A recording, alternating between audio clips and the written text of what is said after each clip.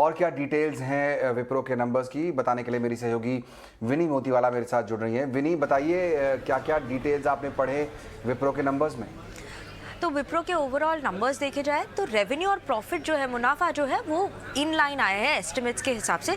पर मार्जिन और जो गाइडेंस दी है आगे जाते हुए कि वहाँ पे थोड़ा मिस देखे है। तो अब पहले रेवेन्यू की बात करते हैं। तो रेवेन्यू आया है अराउंड रुपी रेवेन्यू जो है 20,861 करोड़ है। Quarter on quarter basis obviously compare करेंगे क्योंकि आईटी कंपनी है, वहाँ पे इंक्रीज हुआ है 3% का क्यू ऑन क्यू बेसिस पे। तो इन लाइन है रेवेन्यू। प्रॉफिट्स आए अराउंड 3,087 करोड़ की, तो श्योरली वो भी इन लाइन विद एक्सपेक्टेशन है।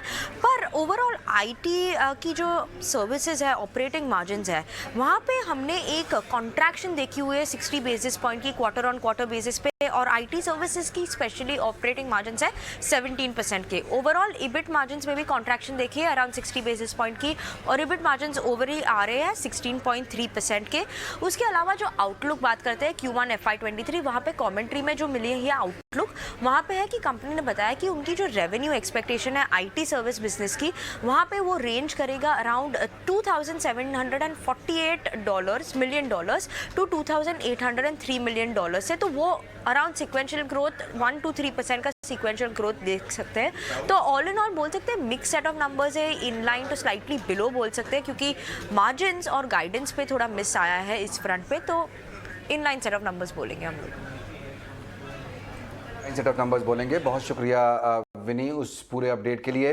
विनी मोतीवाला बताती हुई कि विप्रो के नतीजे कैसे रहे हैं, एक बार फिर आपके लिए रिकैप कर दें। मुनाफा हमने देखा करीब 2,269 करोड़ से बढ़कर 3,087 करोड़ के आसपास पहुंच गया है, लेकिन मार्जिन में कुछ दबाव ज़रूर देखने को मिला है। मेरे साथ हमारे खास मेहमान जुड़ गए, मयूरेश जोशी। मयूरेश, आपने अगर नज़र डाली हो विप्रो के नंबर्स पर, जैसा हमारी रिसर्च एनालिस्ट विनी बता रही थी कि थोड़ा इनलाइन ही माना जाएगा नंबर्स को, लेकिन शायद जो मार्जिन पर दबाव दिखाई दे रहा है उसका इम्पैक्ट मंडे को स्टॉक पर दिख सकता है। आपका क्या टेक है?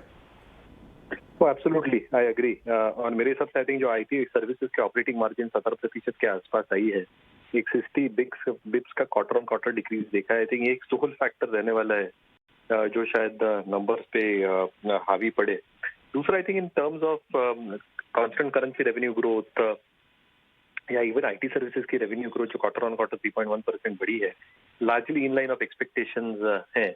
अट्रीशन लेवल्स और कॉस्ट पे जो प्रेशर आ रहे हैं because of attrition and other issues as well, ये शायद मैनेजमेंट कमेंट्री अगर क्लैरिफाई कर पाए तो आई थिंक महत्वपूर्ण होगा स्टॉक के लिए।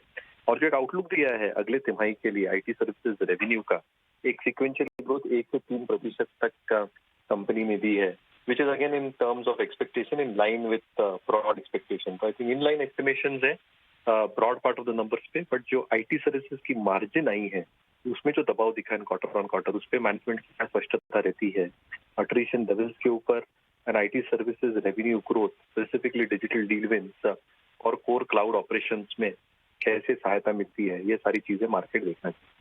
करेक्ट, ये सारी चीज़ें मार्केट देखना चाहेगा और उसके बाद थोड़ी और क्लैरिटी आएगी। बहुत शुक्रिया मयूरेश, समय निकालकर हमसे बात करने के लिए। चलिए फोकस करेंगे कमोडिटी मार्केट पर, जहां आज किस तरह की हलचल है बताने के लिए मेरे सहयोगी विश्वमोहन जुड़ रहे हैं मेरे साथ। विश्वमोहन, बताइए आज कौन सा स्पेस ज़्यादा एक्टिव है कमोडिटी मार्केट्स में?